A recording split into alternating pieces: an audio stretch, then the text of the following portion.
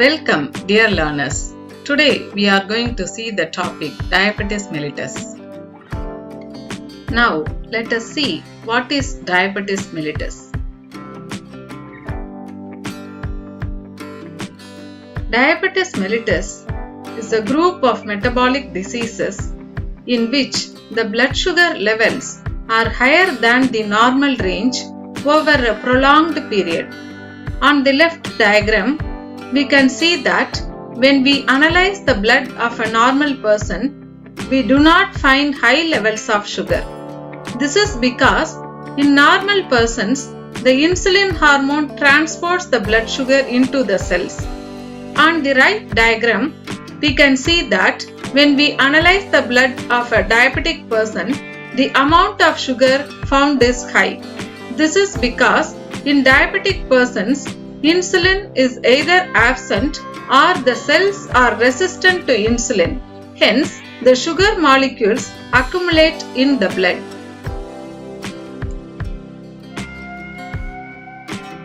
Now, let us see what are the symptoms of diabetes mellitus. The symptoms of diabetes mellitus include polyuria, that is increased urination, polydipsia, that is increased thirst, polyphagia, that is increased hunger, unexplained weight loss or weight gain, excessive fatigue or tiredness. The symptoms also include excessive sleeping, itchy skin and blurred vision.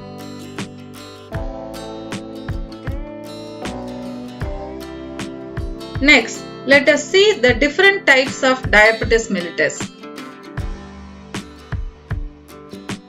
There are two types of diabetes mellitus.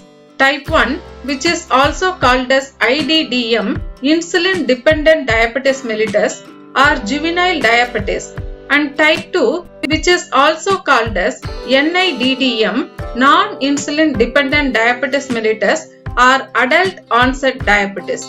Type 1 diabetes is caused due to the failure of pancreas to produce enough insulin. This might lead to a decrease or complete absence of insulin. Type 2 diabetes is caused due to the resistance against insulin developed by cells due to lifestyle changes. Hence, the cells fail to respond to insulin. Now, let us compare and contrast the features belonging to type 1 and type 2 diabetes. Type 1 diabetes is sudden and type 2 diabetes is gradual. Type 1 diabetes mostly occur in children, type 2 diabetes mostly occur in adults. Type 1 diabetes occur in persons who are thin or normal, and type 2 diabetes occurs in obese individuals. Diabetic ketoacidosis is common in type 1 diabetes, and in type 2 diabetes it is rare. Autoantibodies are usually present in type 1 diabetes and it is absent in type 2 diabetes. In type 1 diabetes, endogenous insulin is low or absent, and in type 2, it is normal, decreased or increased. The prevalence of type 1 diabetes is 10% and the prevalence of type 2 diabetes is 90%. Now, let us see what are the ways to diagnose diabetes mellitus. Glycated hemoglobin A1C test. This blood test, which does not require fasting, indicates your average blood sugar level for the past 2 to 3 months. It measures the percentage of blood sugar attached to hemoglobin, the oxygen carrying protein in red blood cells. The higher your blood sugar levels, the more hemoglobin you have with sugar attached. An A1C level of 6.5% or higher on two separate tests indicates that you have diabetes.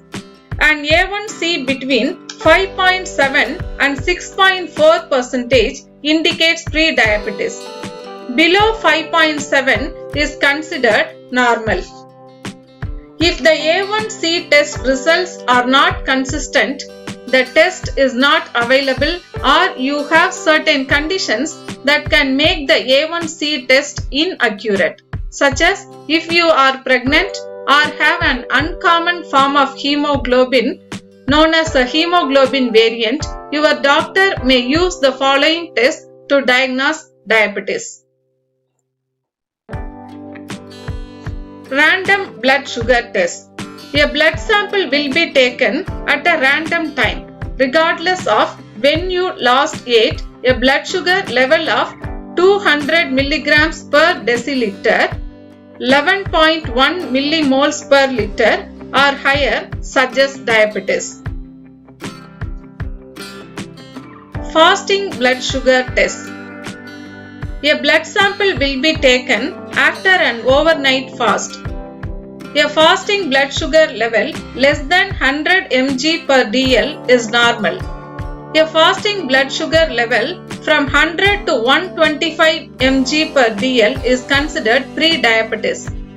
If it is 126 mg per dl or higher on two separate tests, you have diabetes.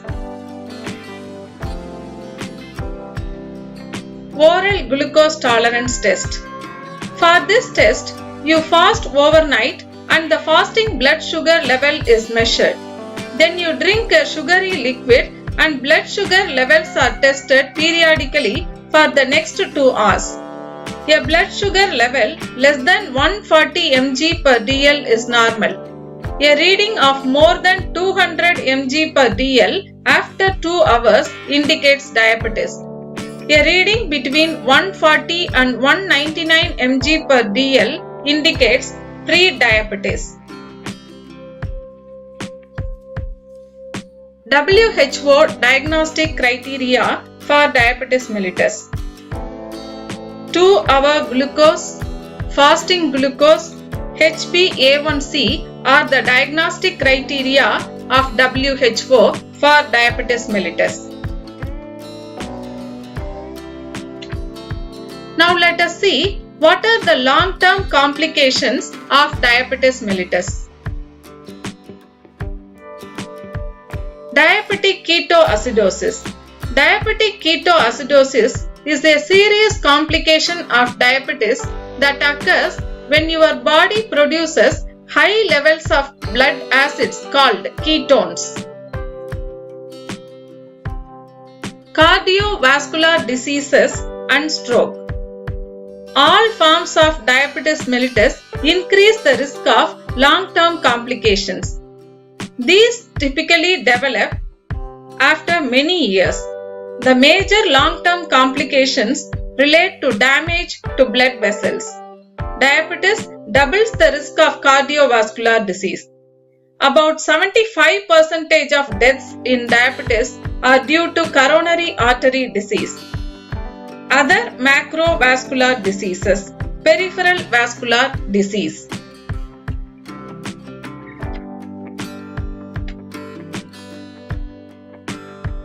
The primary complications of diabetes due to damage in small blood vessels include damage to the eyes, kidneys and nerves.